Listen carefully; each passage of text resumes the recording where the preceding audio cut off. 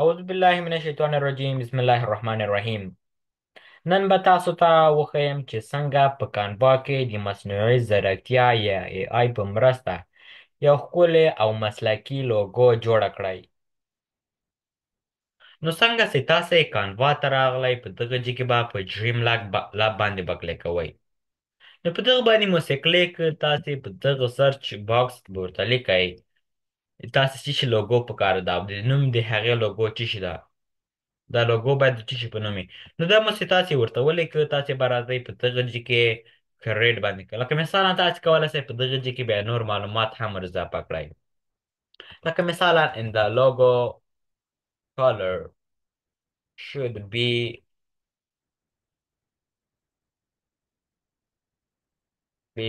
red and blue. نو دا مو تاسې ولیکل که تاسې به په کریډ باندې به کلیک کوئ. نو تاسو ته به اوس څلور لوګو ګانې جوړې کړي، یوه دوه درې څلور دانې. نو تاسو چې څنګه خلاصه سوه ګوره یوه درې څلور دانې. نو هغه چې کې موږ چې ورته ویلي ول سره او اسماني وي، ګوره هماغه رنګونه انتخاب کړل دکې. نو هر رقم ته لوګو مو چې تاسې په کار وي په دغه ځای کې کولی شئ ورته ولیکئ. لکه مثالا دغه ځای کې حفیظ ده، زه غواړم خپل فول نوم ورکړم او ته خلاص رحیمي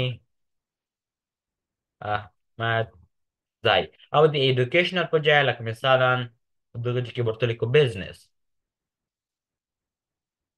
نو تاسو ته چې ورته لیکئ تاسې به راسئ په دغه ځای کې به انټر وښئ. نو انټر مو چې وښئ اوس تاسو ته به څلور نورې لوګوګانې جوړې کړي.